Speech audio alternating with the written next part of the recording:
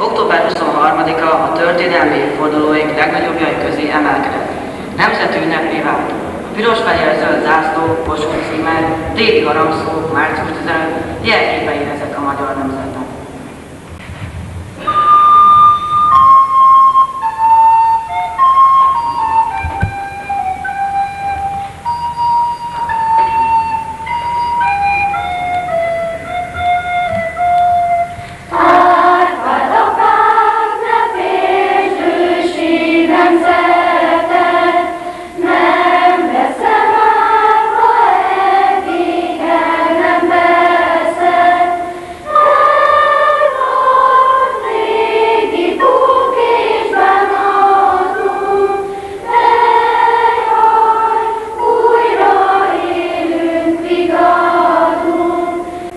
Hogyan válhat 12 nap története történelmi jelentőségűvé? Úgy, hogy a nemzet függetlenségéért, a demokratikus társadalmi berendezkedéséért összefogott a diák és tanár, az író és tudós, a villamosvezető és a pék, az orvos és színész, férfiak és nők, nagyszüleink. A ti családotok tagjai is, akik akkor voltak fiatalok, akik a II. Világháború után úgy kezdték meg az ország helyreállítását, hogy kénytelenek voltak területükön megtűrni a szovjet megszálló csapatokat. A szovjet befolyás az élet minden területén érvényesült. Demokrácia helyett egypártrendszer, a parlament formálisan működtetett. Tervgazdálkodás, államosítás. Letartóztatások, koncepciós perek alapozták meg a sztálini rendszer kiépítését. A legsúlyosabb évek Rákosi Mátyás személy diktatúrájának idején 1949 és 1953 között jöttek el.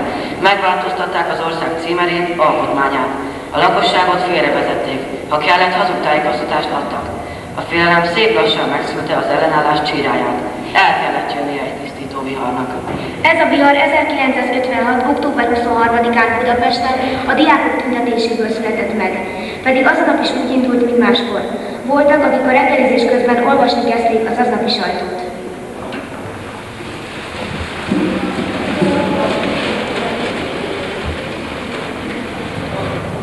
Népszava 1956. október 23 kedd. Október végét írunk, az idő mégis nyárias. Az augusztusinak felel meg. Vasárnap Budapesten 20 fokot mértek, Szegeden 22. 86 év óta ez a második legszárazabb, legmelegebb ősz.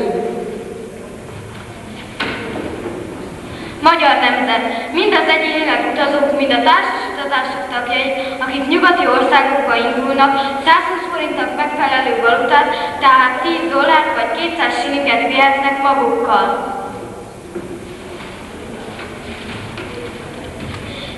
Szabad nép. Hétfő délután mindegy 400 hallgató részvételével az Ötvös Loránd Tudományegyetem Bölcsészeti Karán megalakult a március 15-e kör. A gyűlés a kör megalakulása után nyomban átalakult vitafórumán, amelyen a felszólalók sorra hangot adtak az ifjúságot érintő problémáknak. Hol van itt a forradalmi vihar előszeret? Kérdezhetnénk. Október 23-án megjelent az Irodalmi Újság különkiadása, mely a Magyar Írók Kiáltványa címet kapta. Olvassunk bele! Történelmi sorsfordulóhoz érkeztünk. Magyar írók a következő 7 pontban fogalmaztuk meg, mit kíván a magyar nemzet. Első, önálló nemzeti politikát. Második, nyíltan fel kell tárni az ország gazdasági helyzetét. Hatodik, a párt az állam vezetésében alapvető szerkezet és személyváltozások történjenek. El kell távolítani Rákosi Klinket. Méltó helyére kell állítani Nagy Imrét, akiben megbízik a nép. A szabad ifjúság rövidata még ennél is bátrabb hangon szólalt meg. Rákosikból elegünk, új párt vezetés nekünk. Rákosikból elegünk, új párt vezetés nekünk. Vesszen az önkény, éljen a törvény. Vesszen az önkény, éljen a törvény. Munkás diák egyet akar, jöjjön velünk, aki magyar. Munkás diák egyet akar, jöjjön velünk, aki magyar. Ne csináljunk mindent késve, Nagy Imrét a vezetésben. Ne csináljunk mindent késve, Nagy Imrét a vezetésben. És délután az utcára vonultak. Megmondhatatlan során szilárd akaratukat, egységüket hirdette. Fiatalokhoz, ifjúság, legnagyobb hatalom, hadseregeknél és mint a háború a földi határoknál 100-szorosan erősebb. Te rólad szóljon a szél, nincs diadalmasabb náladnál. A világ te benned új színre gyullad, örök változat egy mégis. Ó, boldog fiatalságunk! Mi készítjük a tört, féljen a zsarnok, az új világ, amely itt form, mi belőlünk lesz. Mi készítjük erős kézzel, akik ha kell, megdöntjük, mi vagyunk szintén. Tőlünk féljen, aki fél, aki bízik, ma bennünk bízhat. A föld megremeg, és kicsap medréből a folyó. Ránk edzelnek, figyelnek, mert rengetegen vagyunk, mint a búvópatak összeköt valami titkosan, és sosem szűnő árama. Bő fényözenet, mi ránk hullámozza közös forrás. A késő esti órában már zúgott a város. A Sztálin szobrot kalapáccsal, hegesztő pisztollyal kiszabadították talpozatából, majd ledöntötték. Feltámadt a nép, hiába volt bitófa, kegyetlen kínzás, börtön és halál. Feltámadt ő a hold, ki 10 év óta sírban feküdt, ma újra talpon áll. S mi óriási, kezével szobrokat dönt és széttépi a rabság címerét. Ő, aki eddig szolga volt a földön, parancsol, ítél, arca fényben ég. Az, aki látta egykor megalázva, vonulni sorban, utcán birkamót, nem ismer rá, hogy láncait lerázta, s kiált. Rabok legyünk, vagy szabadok. Nem ismer rá azt sem, ki megkötözte, ki nem érte, hanem belőle élt. Riadtan nézi, hogy hatalmas ökle hová zuhan, bilincsét szúzni szét. Dicsőség néked, ifjúság és hála, hogy itt a földön, ahol élet unt ki nem szabad, és inkább dől halálba, már nem kell szégyelnünk magunk.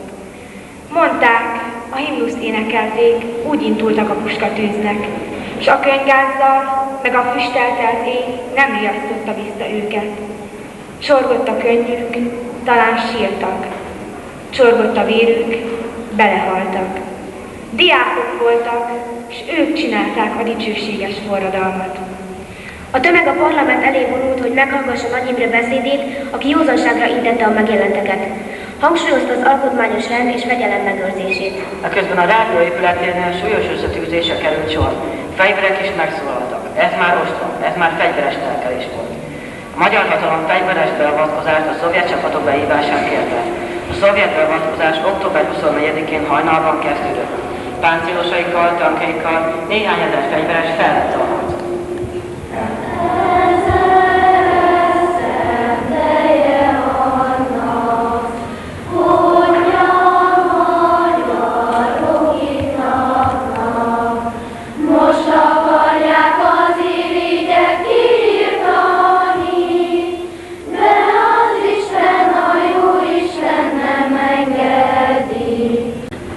Két napja betődöm, mint szélben a tört faladél, s vihar vágja, s mindki oly gyönge, hogy már alig él. Kint csörögnek a puskák, s mély hangú ágyuk morganak, s piros földre piros vért szólnak az szort hadak. Véres az ősz, de az ember vad színe még véresebb. Sebb földön, bán, testen, harca tört szíven csupasebb. Egy nagy fájásban élek, s körül 100 rém s dühög, fenn az égben dübörg a lég, s lenn dübörg a rög.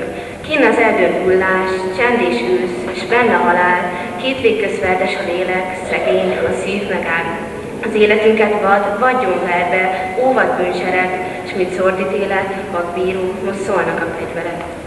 A forradalmi megmozdulás a budapesti események után a vidéki városokra is kiterjedt. Ki itt születtem, s mégis ócsárollak, ki szerettelek, s mégsem ismertelek. Bocsáss meg tévegő fiadnak, dicső városom Budapest. Hogy is hihettem róla, szülővárosomról, hogy olyan vagy, mint a többi. Egy város a városok között. Jártam köveiden, és elhittem, hogy a kövezet közlekedésre való. Ültem a villamosokon, és azt hittem, hogy a villamos utazásra szolgál. Számos házatban megfordultam, és azt hittem, hogy e falak közt élni, enni, inni, lakni lehet csak.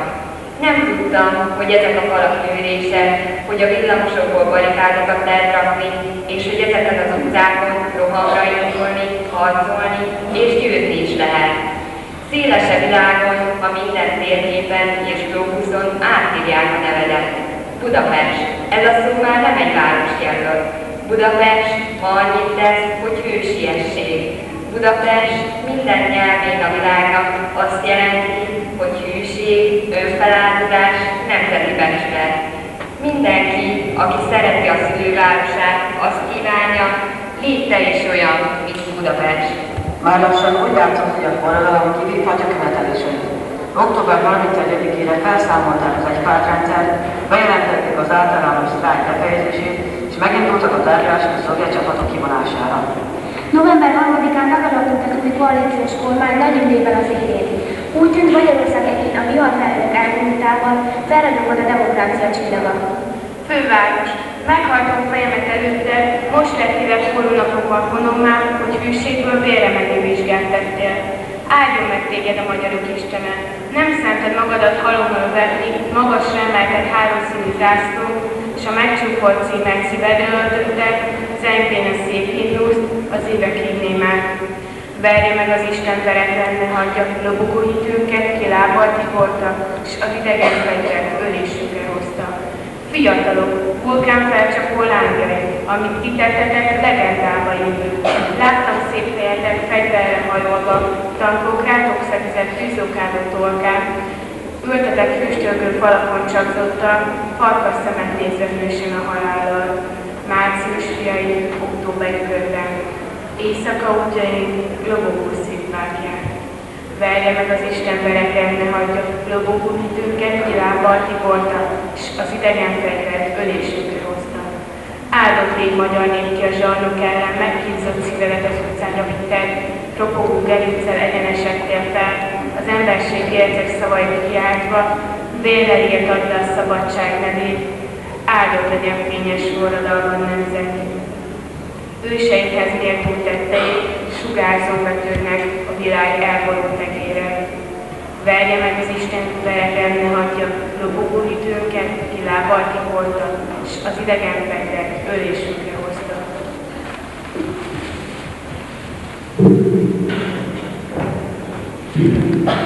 Csak akkor születtek nagy dolgok, ha bátrak voltak, akik mertek, s ha 100-szor tudtak bátrak lenni, 100-szor bátrak és viharvertek. Az új kormány tárgyalatot küldött New Yorkba az ENSZ főtitkárának, melyben kinyilatkoztatta Magyarország semlegességét és kérte a semlegesség megvédéséhez a 4 nagyhatalom segítségnyújtását. Szükség is lett volna erre, mert a szovjet csapatok 1956. november 4-én hajnalban ismét támadásba lendültek. Ismét a tankok és fegyverek kapták a főszerepet. Az oroszok november 10-ére felszámolták az ellenállást Budapesten és a vidéki városokban is. A magyarok szabadságharca elbukott. A forradalom után a megtorlás következett. Az addigi 2700 halott mellett 10 000 ember bebörtönzését, internálását kezdték meg. 305 rögtönítélő bíráskodás után kivégeztek, köztük Nagy Imre és a kormány más tagjai. Az erőszak nyilván alkalmazása elől 200 000 menekült el az országból.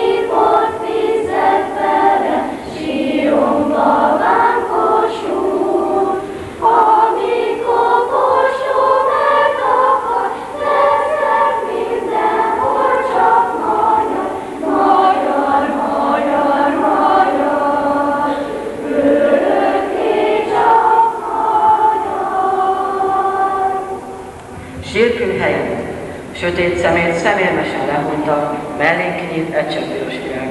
Mosolygott még, mint otthon haludna, tényleg mutatta a barlang havát. A nagy csaták kis és erősödított, körötte a szétszór zsíros menyei, ahogy imént járt a barikádot, hiába golyó és út adért. Sötét szemét szemérmesen lehunta, mellénk kinyílt egy csepp piros virág. Mellette gőzölgött a Szentcsatorna, egy győzelemről dallott a virág.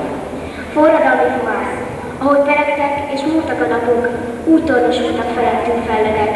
De lesznek-e még napfényes nappalok, és kacagnak-e még a magyar gyerekek? Vagy mindörökre már csak rabigában pusztul és sírődik a magyar? Tisztuljon hát ki megfájdult kábafejünk, és öleljen újra szeretve a kar. Adjad meg sorsunk a magyar színeknek, hogy megállottak legyenek a napok. Legyenek ismét hétfők, dolgos kedvek, és legyenek békés, szentes állapok. Legyenek szerdák, szép csütörtökök, legyenek péntekek, s dalos szombatok, és pusztuljanak el mind az ördögök, hogy legyenek ismét békés nappalok. És legyenek ismét dalos tavaszok, s nyarak réglassanak telthalászokat. Ősszel fúrjanak tüzes magyar bolok, s telekszüljenek meséket, álmokat. Legyenek ismét dalosak az ajkak, és szálljanak ismét a magyar dalok. Ó, add meg sorsunk létre a magyarnak, hogy magyarok legyünk, ne pedig rabok.